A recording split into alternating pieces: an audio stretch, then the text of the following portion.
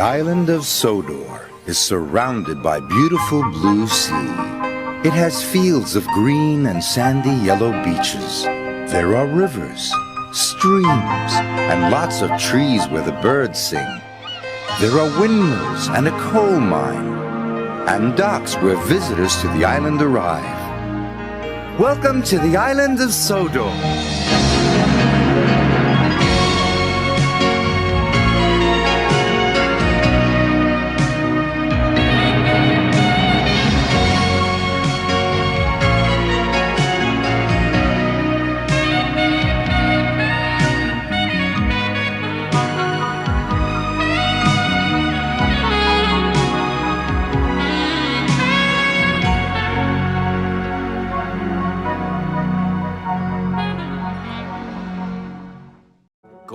Runs dry.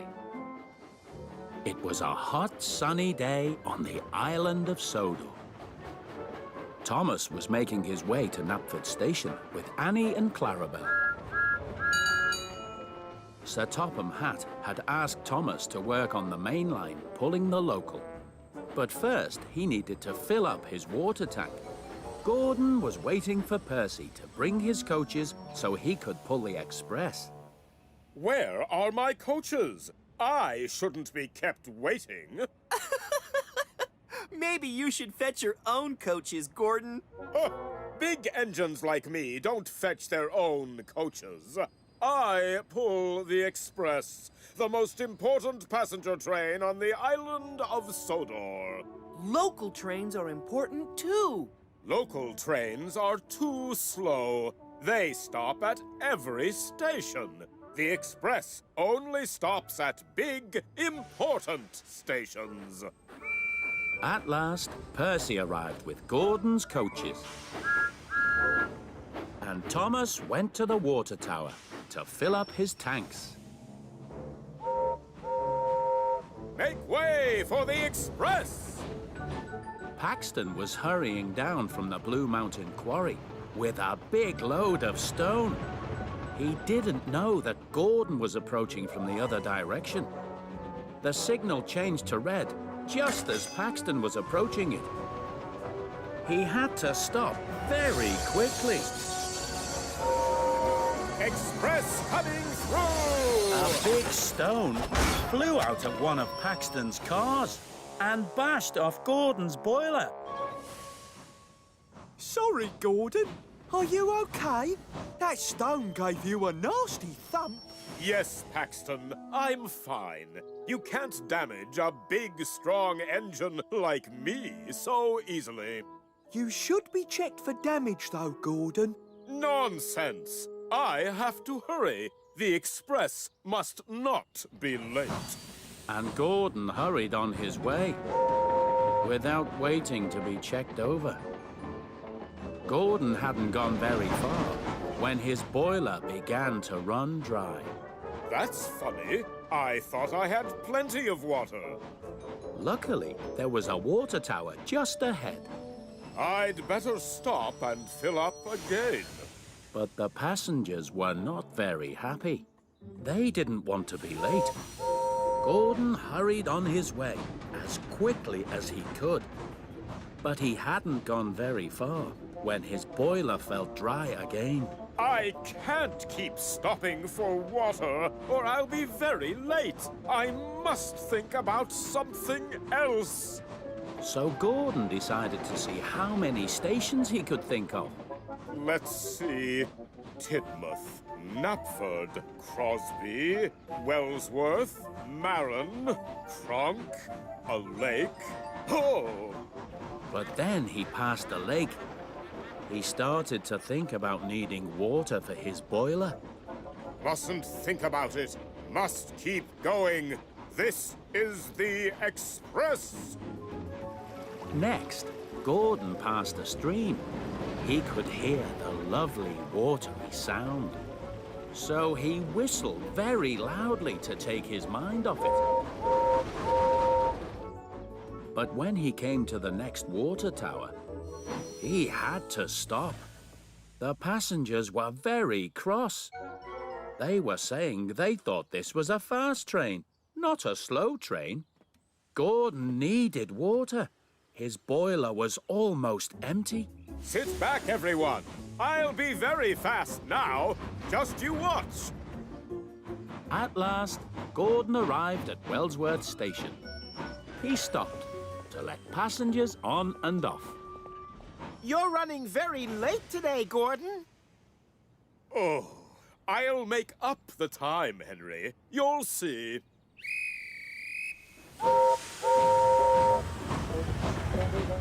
But no sooner was Gordon out of the station than his boiler started to feel dry again.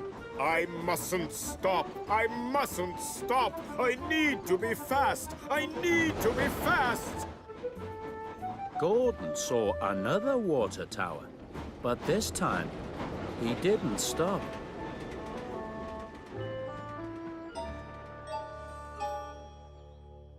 The next train will not be stopping at this station.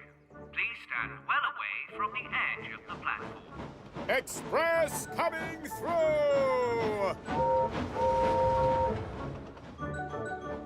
Gordon tried to keep himself going. Hurry! Hurry! Express coming through! But he simply didn't have enough steam, and soon he couldn't turn his wheels at all. Thomas was chugging happily along with Annie and Clarabelle when he noticed a wet trail on the track. I wonder what that could be. Then Thomas saw Gordon standing up ahead with the express. What's the matter, Gordon? Why have you stopped here? This isn't a station. I've run out of steam. Ah, you must have a leak in your boiler. I saw a trail of water on the line. A leak in my boiler? How could that happen to a big, strong engine like me? Hello, Thomas. Hello, Gordon. Then Gordon remembered. The stone! Gordon had a hole in his boiler where the stone had bashed him. Oh, the indignity!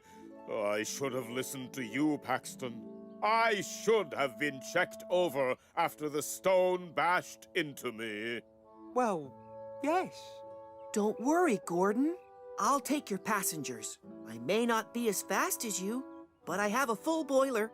And I can shunt you to the steamworks, Gordon. I may not be as fast as you, but I am very strong. So Thomas took Gordon's passengers in Annie and Clarabelle, and Paxton shunted Gordon's empty coaches onto a siding.